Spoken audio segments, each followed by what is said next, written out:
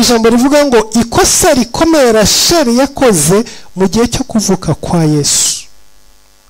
Niryo jambo tugiye kuganiraho muri kano kanya. Ikosa rikomeye Rasheli yakoze mu gihe cyo kuvuka kwa Yesu.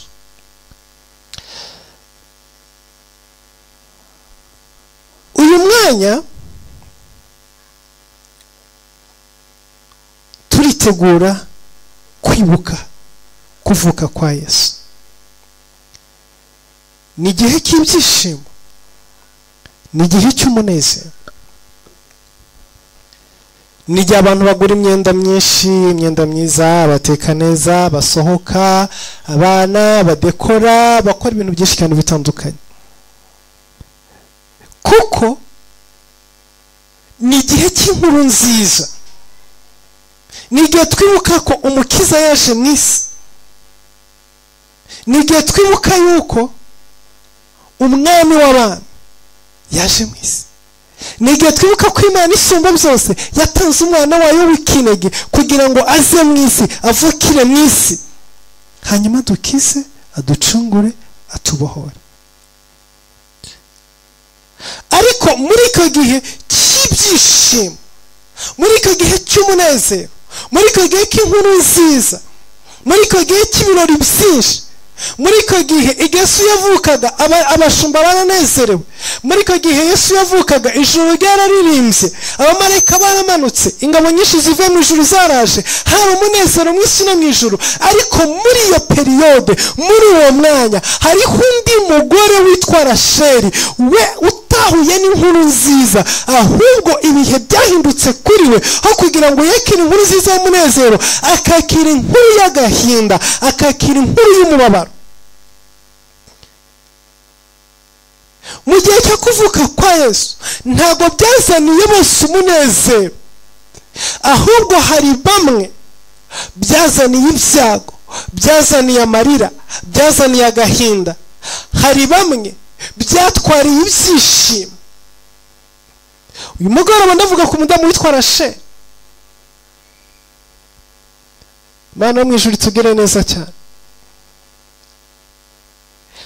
Ubwo Yesu yinjiraga mu isi, hari abanzi bari bamutegereje. Abo banzi nta bandi ni inzoka, y'inzoka yo mu ngobyi ya Edeni, yinjiriye Eva ikamushuka. Uwo munsi Imana itanga isezerano, iravuga ngo wowe nzoka we, washutse uyu mugore, akora icyaha, agikoresha n'umugabo, bava mu ngobyi ya Edeni. Ariko muri uyu mugore shyizemo imbuto, iyo mbuto izavuka mu mwana. Uwo mwana uzavuka muri uyu mugore azakumena umutwe. Ati icyakora nawe uzamukomeretsa agatsitsino, ariko ububasha bwawe n'imbaraga zawe bigarukira ku gatsitsino ke, ariko we imbaraga ziwe ziri hejuru y'umutwe wawe, azakumena umutwe. Wabikoze?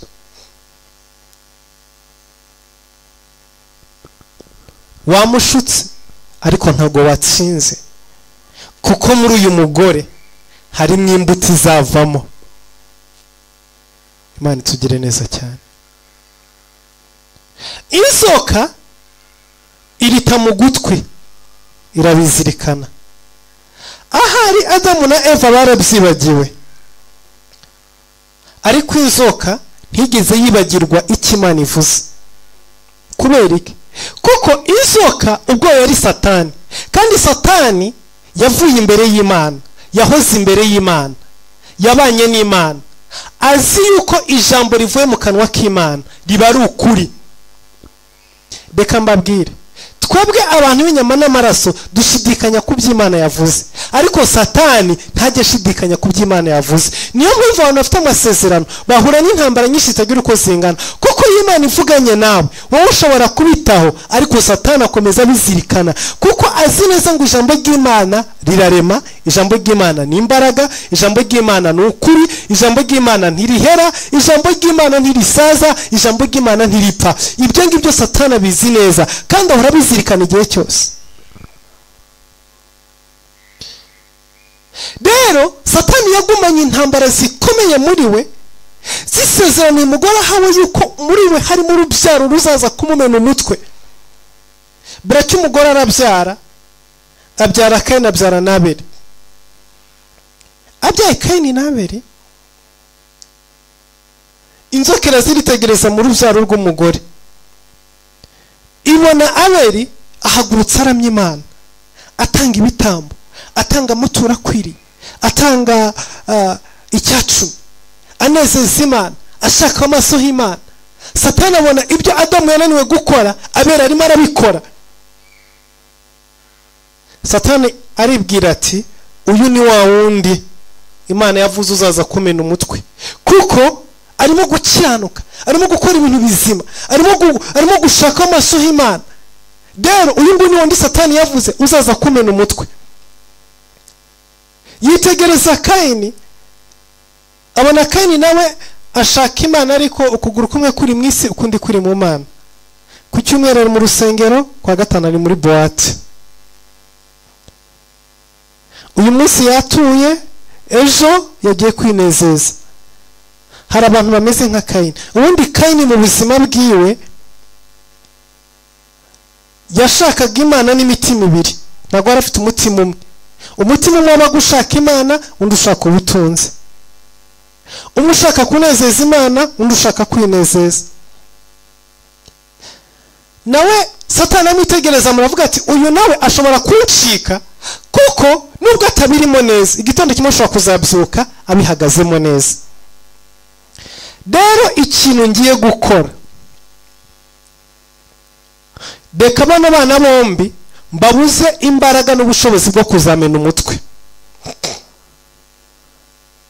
Icyo Satani yakoze ni kimwe, yishiye muri Kayini, amushyushya umutwe, amwereka ko Abeli afite ibyo amurusha n'ibyo amutwaye, amwereka ko Imana wamuvuyeho, Abeli nawe barapfuye. Hanyuma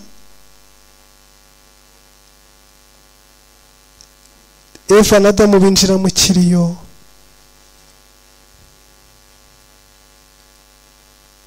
Murumva iteka yo hariho ubwiza buje, iyo hari kuramya Imana kuje, yari kubaho kw'Imana kuje, Satani agerageza kugira abantu bamwe ashyira mu kiriyo. Satani agerageza kugira abantu bamwe yica. Satani agerageza kugira abantu bamwe ateza agahinda, kuko abarimo arwana n'abaza kumumena umutwe. Uko niko Abeli yapfuye, Kayini nawe ahinduka ikivume. Satani aragenda aricara, araruhuka, aravuga ati it's okay, uko biri kose ubu ndaruhutse, wandi wo kumena umutwe avuyeho. Ariko buracya Eva abyara Seti, abandi bana baravuka, barororoka, istangira kugira abantu benshi. Ariko icyo gihe ngo abantu batangiye kuramya Imana, abantu mu gihe abantu bari bagwiriye batangiye kuramya Imana, batangiye gushaka Imana. Satani nibwo yakoze plani na strategy zo kohereza abamarayika baguye ngo baze mu isi bigisha abantu gusambana, basambane nabo, babyarane nabo, bakore ubutinganyi n'uburezi biene. Noneho ubwiza bw'Imana no kubaho kw'Imana bive mu bantu, kuko Satani arabizi neza yuko umuntu adashobora kumurwanya, umuntu adafite imbaraga zamurwanya, usibye igihe cyose umuntu ari kumwe n'Imana, usibye igihe cyose umuntu yaramije Imana, usibye igihe cyose umuntu yuzuye imbaraga z'Imana. Reka nkubwire, buriya ibigeragezo byinshi ubona mu buzima bwawe, intambara nyinshi ubona mu buzima bwawe, kuba ari ukugira ngo ureke gufokasinga ku mbaraga z'Imana n'ubwiza bw'Imana, ahubwo ufokasinge ku ntambara zikugarije n'ibibazo bikugarije, ibyo bitume utuzura imbaraga zarwanya Satani. kuko iyo uri murira n'amadeni, uri murira ngo umugabo, umugore, abana, aho kuba, ibyo kurya, imyambaro, iki, uhangayikishwe n'ibyo ngibyo, ntabwo uzigera uhindukira gufightinga Satani. Ntuzigera uhaguruka gukubita abazimu, ntuzigera uhaguruka gukubita abadayimoni, ahubwo uzaba uri mu marira n'amaganya. Rero ibyo ngibyo Satani arabizi neza yuko nagushyira muri ibyo bibazo by'urudaca, uzakomeza urire, ukomeze ubabare, hanyuma nawe akomeza yidegembye, kuko azi ko mu mbuto y'umugore harimo ubushobozi bwo kumumena umutwe. Icyo gihe abantu bamaze kugwira ibyaha, Imana iteza umwuzure, abantu barapfa, abantu bararimbuka, abantu barashira, ikiriyo n'amarira byongera kuza mu isi. Hasigaramo nde? Nowa n'abana be 3. Satani yongera aritegereza aravuga ati muri abo bana 3 basigaye, byashoboka hari yuko umwe muri bo ashobora kuzaza akamena umutwe. Niko Satani yakoze ibishoboka byose, yinjiza umuvumo mu rubyaro rwa Nowa.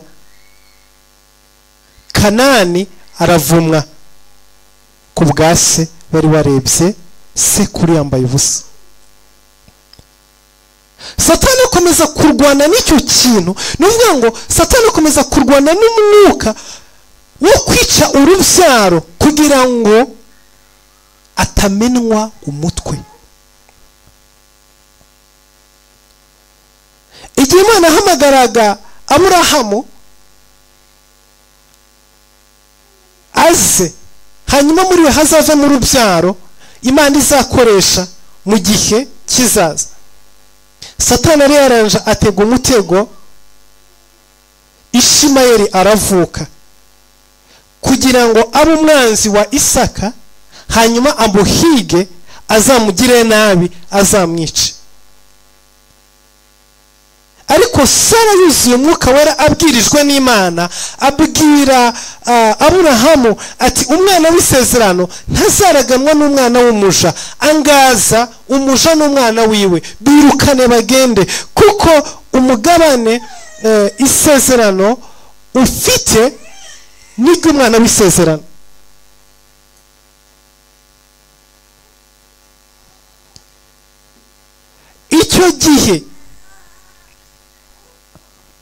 Icyo gihe Isaka yagiye ukwe, Ishimayeli yagiye ukwe, ariko n'ubu intambara zirakariho. Urubyaro rwakomotse kuri Isaka, Satani avuga ati reka n'ubundi nyene ninjira muri bana bana bavutse muri Isaka, Yakobo na mukuru we, mbateranye ntere mukuru we guhiga mu nawe amwice, hanyuma mu rugo n'ubundi hazikiriyo, kuko ahari muri abangaba niho hazava muzaza kumena umutwe.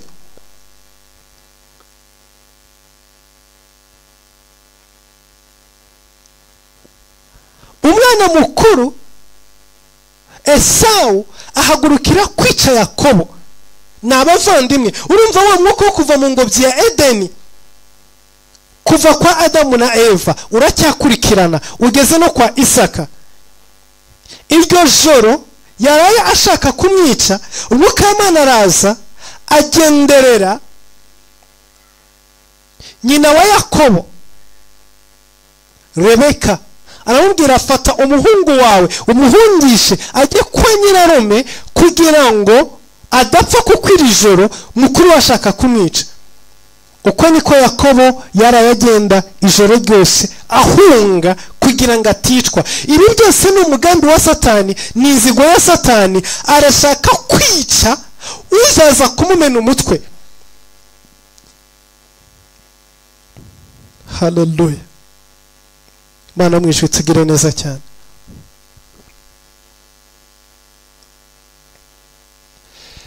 Yakobo ageze kwa Labani, yari nyirarume. Labani wo mwuka wa Satani umwinjiramo, amuhindura umucakara. Ariko rimwe nyuma y'imyaka 20 umwuka w'Imana agendera Yakobo amubwira haguruka uva aho ngaho, kuko Edeni aho hantu uri si isezerano, si n'igihugu nahaye so na sokuru, genda uva aho ngaho. Yakobo arahaguruka ijoro ryose aracika ava kwa Labani, azamuka umusozi arasenga, ijuru rimuhindurira izina. Ariko icyo gihe Satani abonye ko ameze gutyo, ategura inzara ize mu isi yica urubyaro rwose rwa Yakobo, kugira ngo hatazaboneka mo umwana uzaza kumumena umutwe. Mu gihe Satani yateguraga inzara, Imana isanga Yosefu iramubonekera mu nzozi, iramuhishurira, iramutegura. Biciye mu iyerekwa ryiwe no mu nzira z'Imana, Yosefu amanuka muri Egiputa ajya gutegura ibyo kurya bizatunga bene se na se n'igihugu cyose. Mu gihe cy'imyaka 7 Satani yari amaze kudekarara kugira ngo yicishe abantu inzara bapfe. Imana yohereza Yosefu ajya muri Egiputa arategura, haleluya, ategura ibyo kurya bizatunga igihugu n'isi mu myaka 7 y'inzara. Igihe k'inzara kigeze, bene Yakobo ntibapfa, bamanuka muri Egiputa. Yosefu arabakira abatuza ahitwa Gosheni, bagira intama n'inka, bwari ubutaka bwiza. Imana irahabarindira, imyaka 7 irarangira nta nzara ibishe. Satani akorwa n'isoni, ariko Satani yanga kunyurwa, arategereza igihe kimwe haza umwami ukwana n'imyuka y'abadayimoni. Uwo mwami akimara kwegera witwa Farawo, Satani amwijiramo ati fata bano bantu kuko ndabizi ko ari bazavamo uzaza kumena umutwe, ubahindure abacakara, ubagirire nabi, baba ba slaves, babeho nabi, ntibazongere kororoka. Umwami wa Egiputa arabikora, atsikamira ubwoko bw'Isirayeli. Ikintu Satani yarwanaga nacyo, yarwanaga no kuvuka kwa Yesu. Kuva mu ngobyi ya Edeni kuri Abeli na Kayini kugera muri Egiputa tugeze, izi ntambara zose zabagaho, Satani arimo arwana no kuvuka kwa Yesu, kuko Yesu yagombaga kuza kumumena umutwe. Rero Satani yashakishaga ahantu hari inzira, kuko Yesu yagombaga kuva mu nzira Imana yateguye, kandi inzira yagombaga kuba inzira yo gukiranuka. Rero Satani yarahigaga igihe cyose kugira ngo akore ikintu gituma iri sezerano ritazabaho, uyu mwana atazavuka. Abisirayeli barakandamizwa, ariko Satani aragaruka aha ubwenge bw'ikidayimoni umwami wa Egiputa, aramubwira ati ndabizi neza uzaza kumena umutwe, si umugore n'umugabo. Rero uhereye umunsi wa none siyo strategy umwana wese w'umuhungu uvutse bajye bamuniga bamwice. Kuko Satani yatinyaga yuko hari umwana ushobora kuvukira muri uwo muryango, yari amaze kumenya neza ngo aha niho Yesu azaca. Abana b'abahungu batagira uko bangana barishwe, ariko Imana irokora Mose. Mose yuzuye imbaraga z'Imana, akoreshwa ibimenyetso n'ibitangaza, akura Abisirayeli mu gihugu cy'Egiputa abageza i Kanani. Icyo gihe bageze i Kanani bahabwa igihugu cyabo. Satani aricara bavuga ati abantu bafite igihugu batuje batekanye, bazabyara wa mucunguzi, bazabyara wa mwana uzaza kumena umutwe. None reka muri bishoboka byose kugira ngo umwami wa Babuloni ahaguruke azasenye iki gihugu, asenye urusengero, abatware Babuloni bajye mu bigirwamana. Nta mwana uzavukira Babuloni, kuko ndabizi azavukira ni kuri amasezerano. Uko niko umwami Nebukadinezari yaje asenye Yerusalemu, araharimbura urusengero, ararusenya, abantu bose arabatwara abajyana i Babuloni. Satani aricara avuga ati ndaruhutse, ubu wa wundi wo kumena umutwe ntabwo akivutse, kuko nta mise iri ku butaka bwiwe. Reka mbabwire ubwoko bw'Imana, iyo ufite isezerano ry'umwami wacu Yesu Kristo, uca mu ntambara abandi badahura nazo. Niyo mpamvu ndashaka kubagerera ku mutwe w'ijambo dufite uvuga ngo amakosa cyangwa se amakosa akomeye Rasheli yakoze.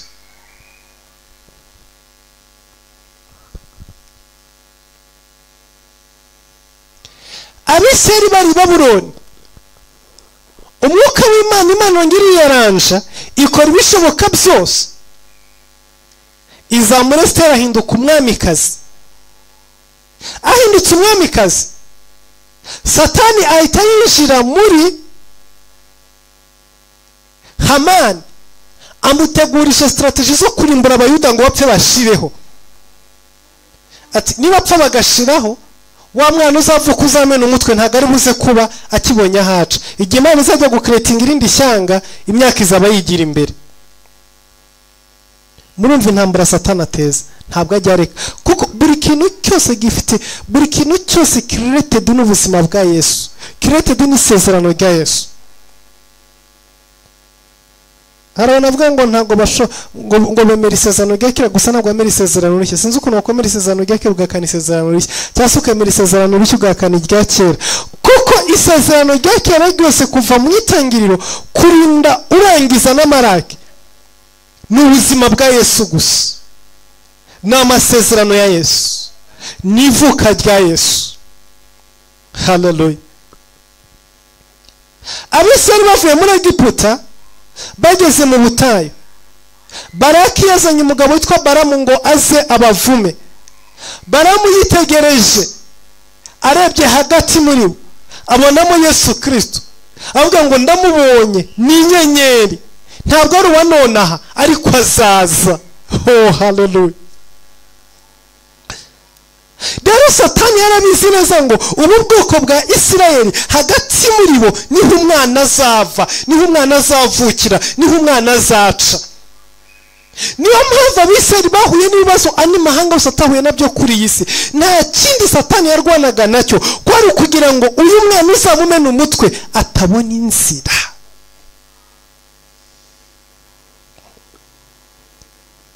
Hamani ashatse kurimbura Abisirayeli bari Babuloni, Imana ikinga ukuboko, Abisirayeli bararokoka.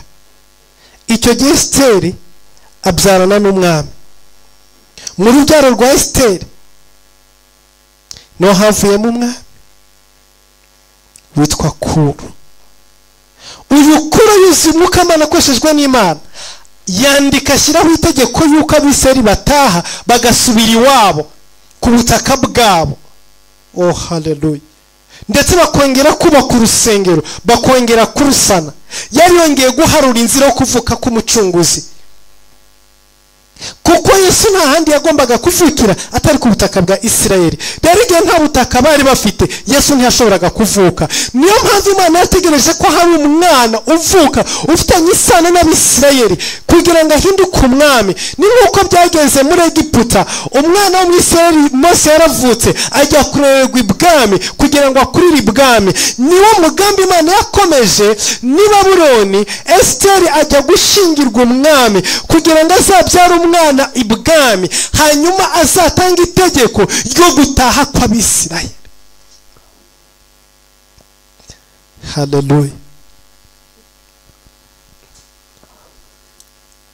Barataha baragaruka.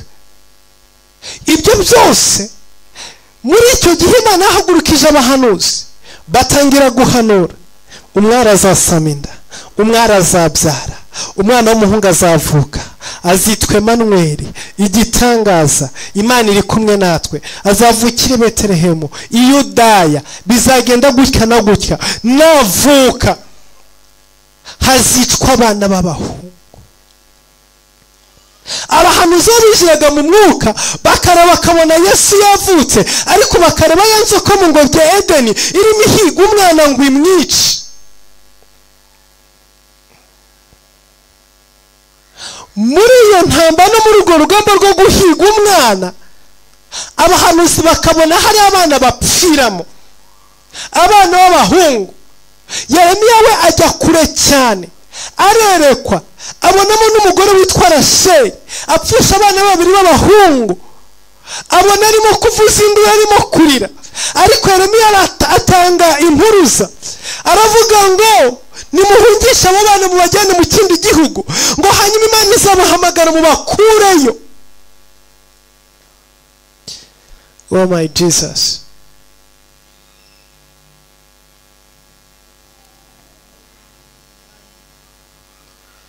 Abantu bagiye kure mu buryo bw'umwuka bakajya mwiyerekwa bakabona, ntabwo babonaga kuvuka kwa Yesu gusa, ahubwo babonaga nyuma yo kuvuka kwa Yesu hari abana b'abahungu barimo bicwa, babonaga nyuma yo kuvuka kwa Yesu hari imivu y'amaraso irimo itemba, babonaga mu gihe cyo kuvuka kwa Yesu hari amarira, hari imiborogo, ababyeyi barimo barira, cya kiyoka cyo mu ngobyi ya Edeni cyakindaguye abana b'impinja.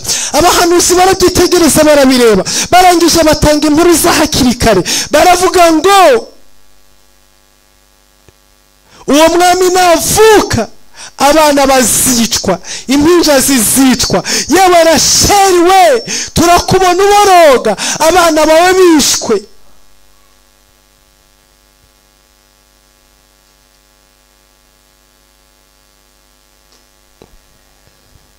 Yeremiya 31:15 nguko niko Uwiteka avuga ati ijwi ryumvikaniye i Rama ry'umuborogo no kurira gushavuye. Ni Rasheli yaririraga abana be, yanga guhozwa ku bwabo kuko batakiriho.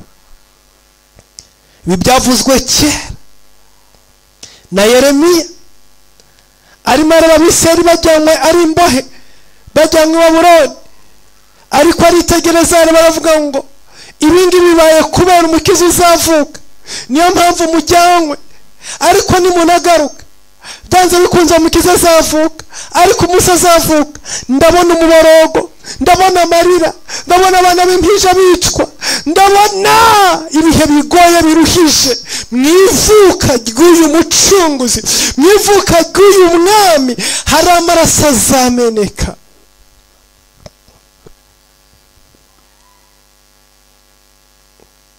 Ariko ageze ku murongo wa 16 atanga intsinzi, aravuga ati uku niko Uwiteka avuga ati hoza ijwi ryawe we kuboroga, n'amaso yawe ye gushokamo amarira, kuko umurimo wawe uzaguhesha ingororano, niko Uwiteka avuga, kandi bazagaruka bava mu gihugu cy'ababisha.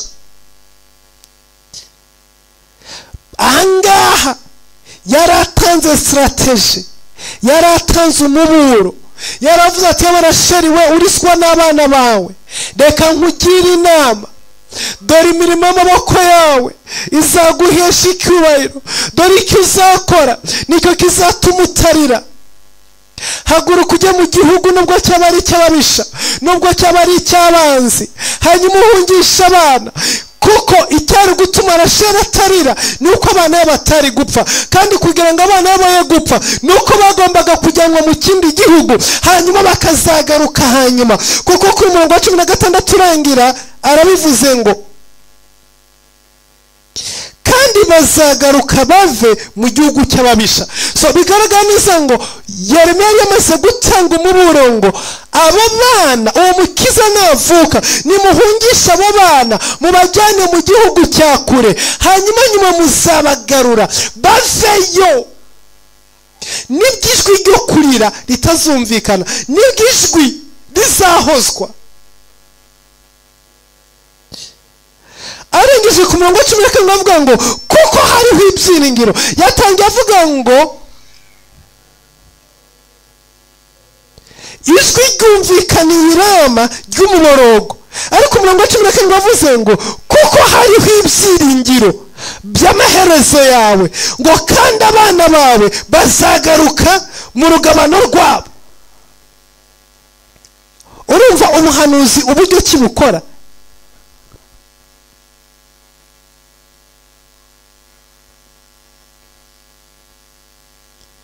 Uko niko ubuhanuzi bukora.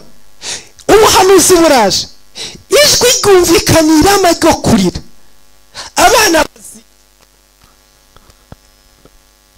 abana bazicwa. Niko ubuhanuzi buvuze, abana bazicwa.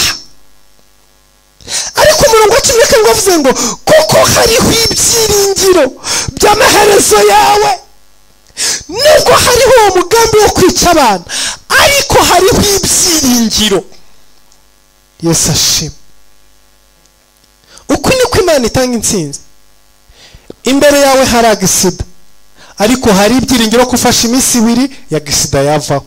Imbere yawe hari urupfu, ariko hari ibyiringiro byuko uzamutse umusozi ugatakira Imana ukarira Imana, urwo rupfu rwavaho. Imbere yawe hari ubukene, ariko hari ibyiringiro byuko utanze cyacu mugakiranuka, ugasenga, ugakora, ubwo bukene bwawe bwakurwaho.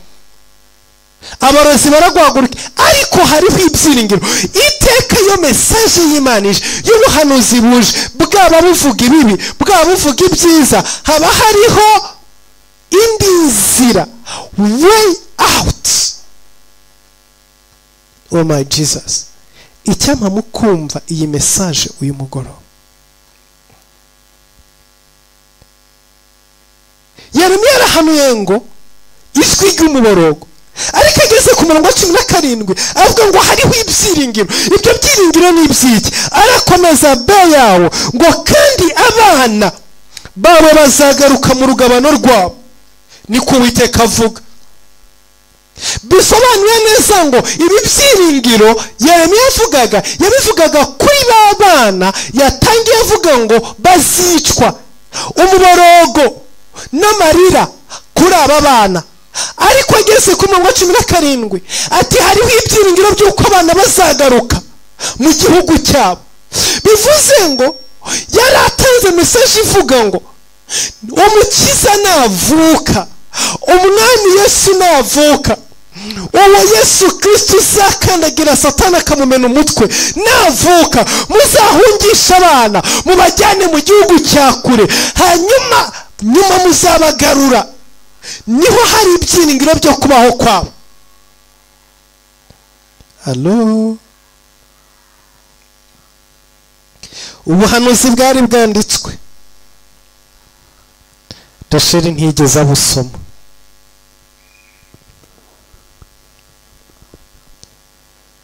Na Yosefu ntiyabusomye, na Mariya ntiyabusomye. Ariko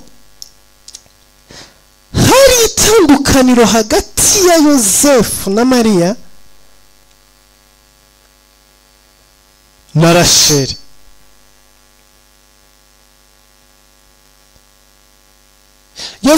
Yosefu na Mariya na Rasheli n'ababyeyi bo muri iyo minsi bose ntibasomye ubuhanuzi ngo bamenye ngo kuvuka kwa Yesu harakurikiraho iki. Kuko reka mbabwire, buriya ibintu byose bifite ubuhanuzi bubiri inyuma. Reka mbabwize ukuri, abantu bafite ubwenge muri iyi si ntabwo bajya bakinisha ikintu cyitwa ubuhanuzi.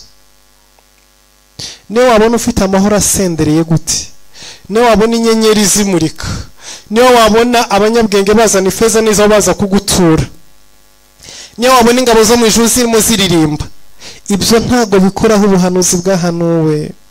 Ahubwo winjira mu buhanuzi ukamenya ngo ese ubuhanuzi buravuga ngo nyuma yaha bizagenda gute, ese tuzakora iki, ese tuzaca mu ihe nzira. Niko bigenda. Ngo nubwo uguwe neza mu gihugu like that, ngo mbese Yorodani niyuzura, nimba yarasiganwe n'abamafarashi n'abagenda n'amaguru bakagusiga, ngo mbese amafarashi nibaza bizagenda gute? Kuko uguwe neza Yorodani niyuzura. Ibyo si byo twamutse kuvuga. Ariko ndashaka kubwira ngo buri kintu cyose cy'ubuhanuzi cyangwa se cyahanuwe ujye ukitondera, ujye ugica akarongo, kuko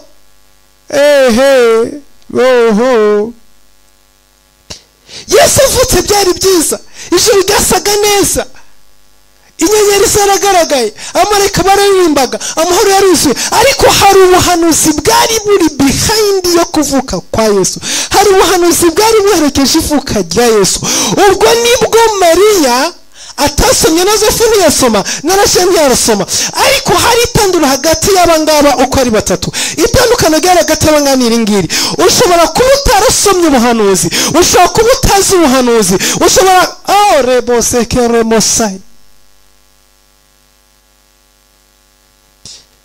Ndavuze ngo birashoboka yuko waba utarasomye ubuhanuzi, birashoboka ko waba utarasubiye mu byanditswe, birashoboka ko utaruzi iyo biva n'iyo bijya, ariko ukaba ufite irindi banga ubitse mu buzima bwawe.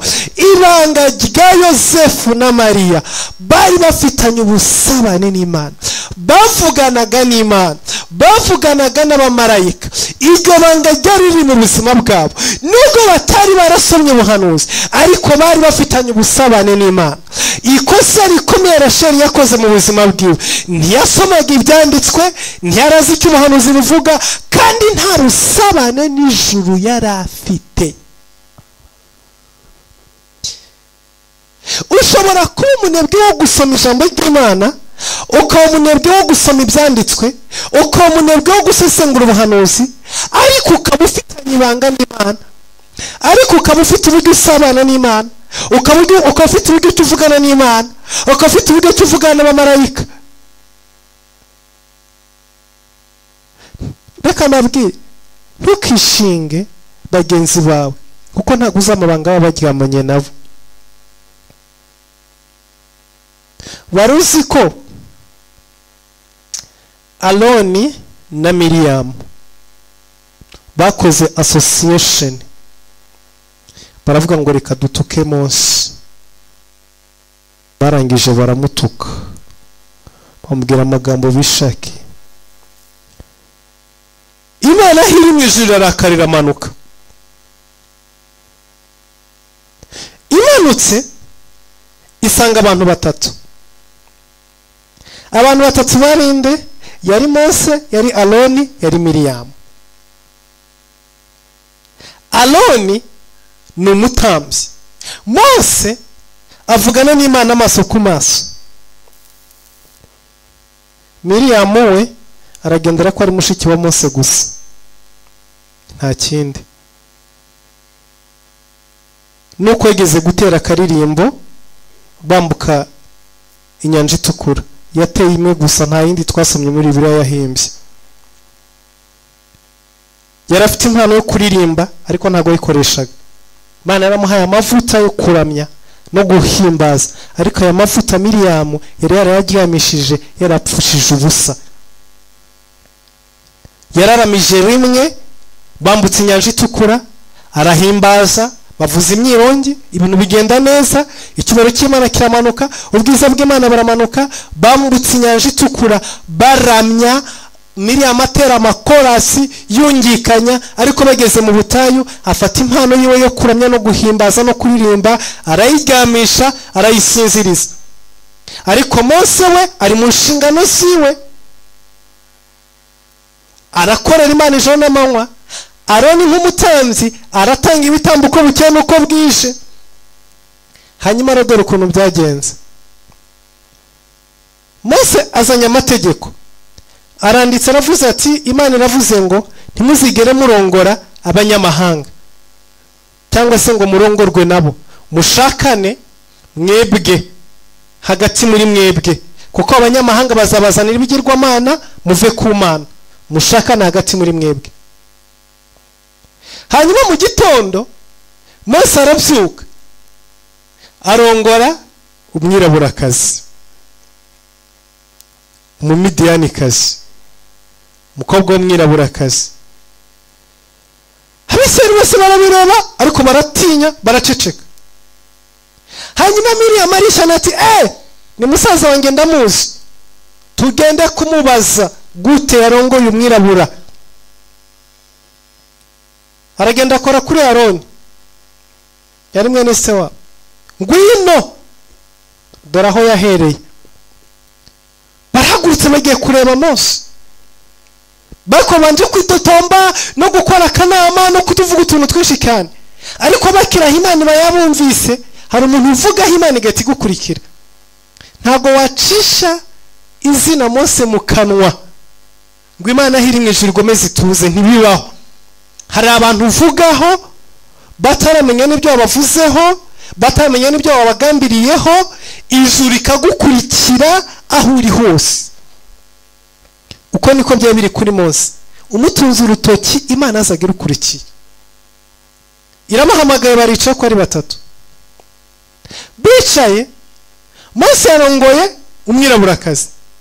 Aroni yavuze, yafatanije na Miriam. Miriam nawe yakrititse. Imana yangisha abitegereza, irabareba, iravuga, Mose wowe guma mu nshingano zawe. Abisera utabagiye imbere sinabashobora. Ufite inshingano, ufite umurimo, komeza uyobore. Ntiyanamubaza ati kuki warenze kuri bya bindi warongoye uriye. Oya. Hanyuma yitegereza, nta na marike nimwe yigeze imuha. Hanyuma yitegereza Miriam na Aroni, ibakubita romarike. Irabwira ati nimba ari umuhanuzi muri mwebwe tuzavugana we mu nzozi, ariko nage mabwire ngo uhere umunsi none mwitonde ku mugaragu wanjye Mose, kuko tuvugana nk'uko umuntu avugana na mugenzi wiwe. Mu byo mukinisha byose, mu byo muganira, mu byo muvuga, ndabiyamye kuri Mose uhereye umunsi n'ibihe byose. Ni romarike ya nyuma mbahaye. Nkazongera kumva muvuga ku mugabo witwa Mose, muzambona. Mbahaye warning ya nyuma. Mose nta warning yamuhaye.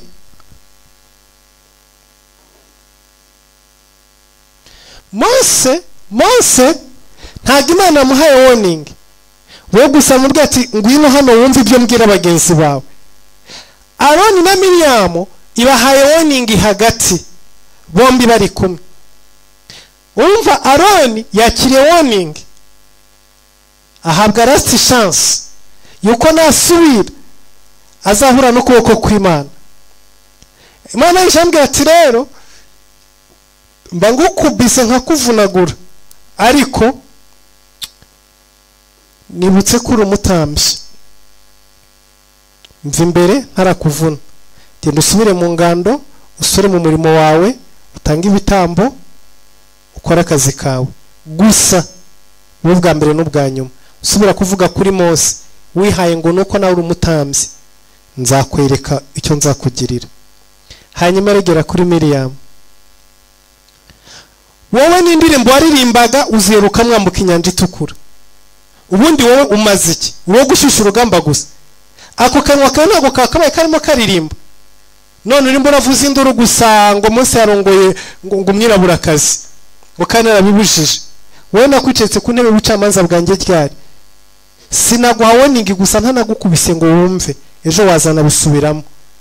None ahangaha inyuma y'ingando ntongeye gukandagira hagati mu Bisirayeli, urashesha ibirembe kuva ku mutwe kugera ku kirenge, nta muntu uzasuzanya nawe, ntuzinjira hagati mu bandi, wicara iminsi 7 n'amajoro 7 inyuma y'ingando, udahura n'umugabo, udahura n'abana, udahura n'abavandimwe, witekerezeho, umenye ibyo wakoze,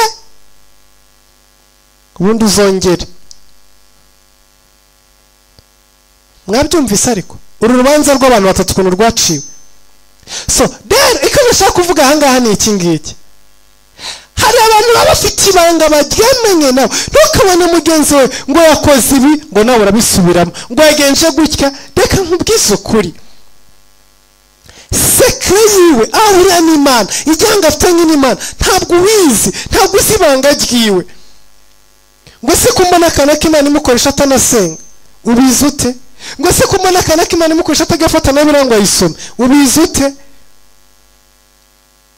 Yosefu na Mariya bari bafite secret mu buzima bwabo yo kuganira n'Imana, yo kuvugana na marayika. Iteka baye ikintu, marayika w'Imana yamanukaga akabwira bizagenda gutya, bizamera gutya. Marayika amanutse avugana na Mariya, uzasama inda, uzabyara umwana.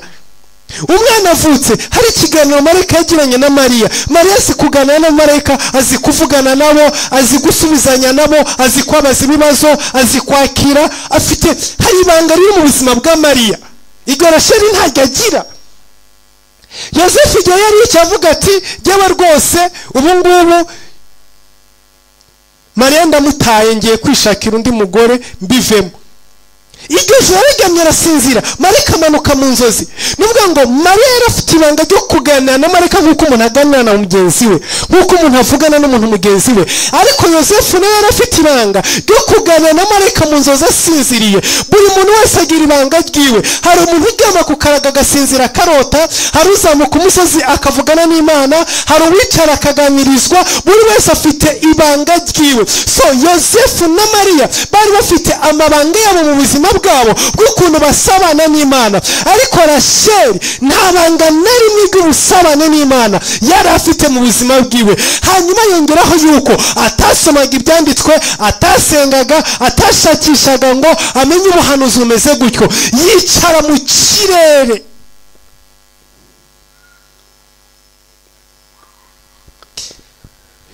Yesu aravuka. Yesu amaze kuvuka abantu benshi barishima, baranezerwa, abamarayika baraza, abashumba, indirimbo zirahimbwa, ibiki n'ibiki biramanuka.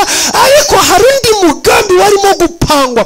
Ya nzoka mu ngobyi ya Edeni itizamukira muri Herode, iramubwira ngo shaka umwana umwice, kandi ntumwice wenyine, rimbura abana bose.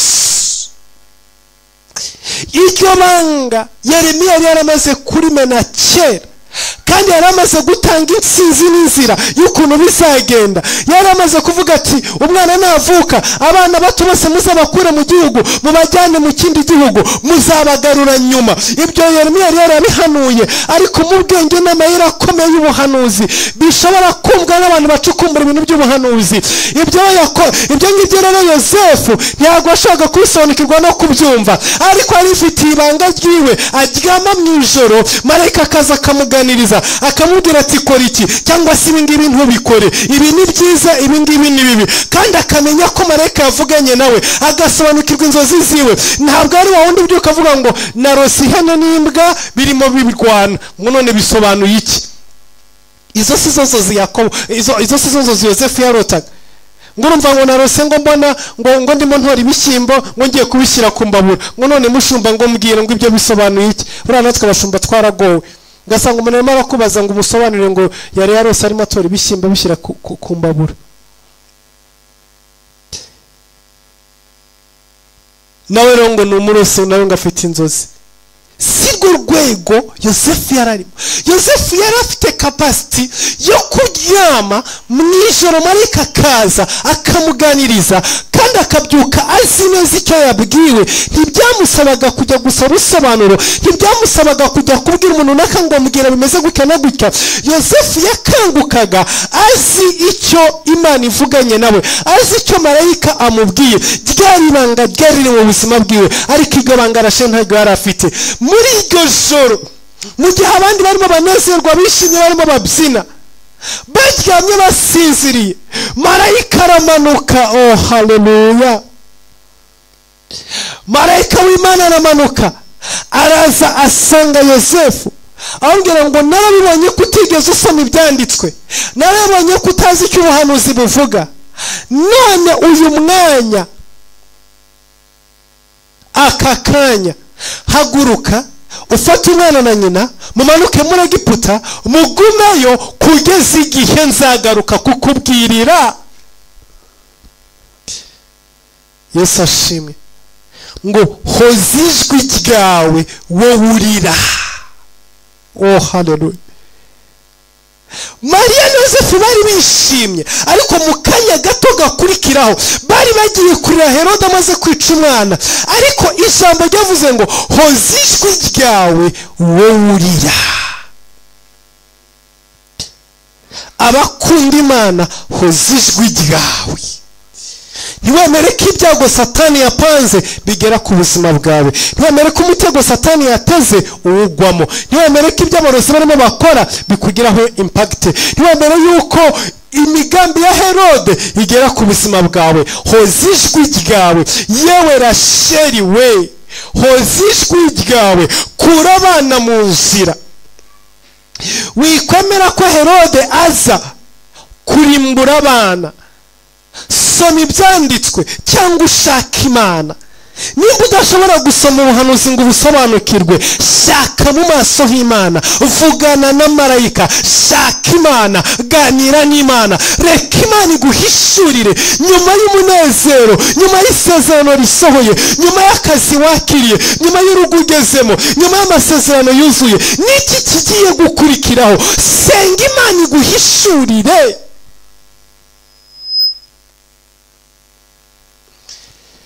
Ikosa Rasheli yakoze mu buzima ni uko utashobora gusobanukirwa ibyanditse kandi ntashake no mu maso h'Imana, ntashake n'ubwiza bw'Imana. Iyo udashobora gusobanukirwa ibihe, ntusobanukirwa ibyandikwa, ntusobanukirwa ibivugwa, ntusobanukirwa ibyo wumva, inama nakugira ni imwe: shaka mu maso h'Imana, shaka ubwiza bw'Imana, vugana na marayika. Iyi Noheri uku kuvuka k'umwami wacu Yesu Kristo twibuka mu buzima, ntiwibuka ko Yesu yavutse gusa, ahubwo wibuke yuko na Herode yishe abana, kandi abana bapfuye n'abandi. Ni abarasheri utarashobora gusobanukirwa ubuhanuzi, ni abarasheri utarafitanye ubusabane n'Imana. Ariko Mariya na Yosefu barafitanye ubusabane n'Imana, bajyanye umwana muri Egiputa, bahungishije umwana, bajyanye umwana kure y'ibyago, bajyanye umwana kure y'ibibazo, bajyanye umwana kure ya Herode, bajyanye umwana kure y'abicanyi. Iyi Noheri ntitume ujye ngo we usizire gusa, ahubwo hungisha umwana na nyina. Ndavuze ngo hungisha umwana na nyina, ndavuze ngo Yosefu we, vugana na marayika, vugana n'Imana ikubwire, kuko uwo Yesu ufite mu buzima bwawe akwemerera kuvugana n'Imana. Uwo Yesu wakiriye mu buzima bwawe akwemerera kuvugana na marayika. Kuko utuze Yesu mu buzima bwawe, fungura amatwi yawe wumve icyo ijuru rivuga, fungura amatwi yawe wumve icyo ijuru rikubwira, fungura amaso yawe ubone marayika. Remo sakaramando zemene kereboze sayini. Noheri itume ushobora gusabana n'Imana, itume ushobora kuvugana n'Imana, itume ushobora kumva Imana ivuga, ushobora kubona Imana ikora, ushobora kumenya umugambi w'Imana, ushobora kumenya ikerekezo. Rasheli yararize yanga guhozwa, ariko ibyamurizaga byari byarahanuwe. Si uguhanurwa gusa, n'insinzi yabyo yari yaratanzwe. Icyo ari gukora ngo ahoze ijwi rye ririra cyari cyanditse, ariko ntabyo yarazi. Ahantu yagombaga kubimenyera ni hamwe: ni ugusubira mu buhanuzi, ni ugusubira mu byanditswe, cyangwa se ni ugushaka Imana, ni ugushaka mu maso h'Imana, ni ukuvugana n'Imana, ni ukuganira n'Imana, ni ukubaka ubusabane n'Imana. Iyi Noheri, iyi Christmas, ubusabane bwawe n'Imana bungana gute? Umubano wawe n'Imana umeze gute? Ese urashobora kuganira n'Imana? Ese urashobora gusabana n'Imana? Ese urashobora kumva Imana ivuga? Ese muri iki gihe ufite message y'igenda kubaho? Ese hari icyo Imana yakubwiye mu bihe biri imbere? Ese mwaka 2024 hari aho Imana yakubwiye ujyana Yesu wawe na Mariya, cyangwa urategereje ngo Herode aze kugucira abana bawe umutwe? Umwaka 2024 ni umwaka abantu bafite Yesu mu buzima bwabo, kandi baganira na marayika akabaha icyerekezo cyaho bajyana Yesu, cyaho babana na Yesu, cyaho bagendana na Yesu. Ni umwaka aho Imana igomba kohereza marayika akaganira nawe, akaguha icyerekezo kugira ngo hoze ijwi ryawe ririra. Hari byinshi byakurijije muri uyu mwaka turimo tuvamo, kuko wabaye nka Rasheli, ntibinjire mu buhanuzi kandi ntusabane n'Imana. Ariko 2024 winjire mu buhanuzi, usome ibyahanuwe, ube mu ijambo ry'Imana, kandi uganire n'Imana, ugirane ubusabane n'Imana. Hari byinshi uzarokoka mu buzima bwawe, uzarokoka mu mibereho yawe. Imana ikugire neza, Imana iguhe umugisha, ubwiza bw'Imana bane nawe, ikiganza cy'Imana kibane nawe. Reka dusenga Imana. Data mu izina rya Yesu Kristo, dusaba ubwoko bwawe umugisha, ubagire neza. Abo twabanye muri aya materaniro, ubaha umugisha wawe, ikiganza cyawe cy'ubujuru ubuzima bwabo. Wohereza marayika wawe kugira ngo aganire n'ubwoko bwawe. Kingura ijuru kugira ngo twumve icyo tubwira. Data turakwinginze uturinde amarira nka ya Rasheli, uturinde umuborogo nk'uwo Rasheli yaboroze, yaza kumenya ibyanditswe n'ibyahanuwe yari gukiza abana biwe. Data natwe duha ubwenge bwo kugira ngo dushobore gukiza ubuzima bwacu, dukiza amasezerano, dukiza ibyo waduhaye. Data iyo Yosefu ataza gusabana nawe, yataza kugira marayika, nawe yari kurira hamwe na Rasheli. Ariko kuko yasabanye nawe, kuko yumvise ijwi ryawe, kuko yabaye mu bwiza bwawe, ntabwo yigeze arirana n'abarira, ahubwo yakijije umwana amujyana ahantu hari Sefu, amugarura mu gihugu nk'uko byahanuwe. Yagendeye mu buhanuzi kubera ko yaganiraga n'Imana, kuko yavuganaga n'abamarayika. Natwe turakwinginze urekure abamarayika bawe, urekure umwuka wawe wera, kugira ngo dusabanire ijoro, kugira ngo dusabane muri izi mpera z'umwaka, dusabane muri iki gihe twibuka ko umukiza wacu yatuvukiye, dusabane mu izina rya Yesu Kristo Nazareti, kugira ngo dushobore kunesha Herode kandi dushobore gukira mu maboko ya Herode. Urakoze Mana kuko mva gusenga, ni mu izina rya Yesu Kristo tugusabye.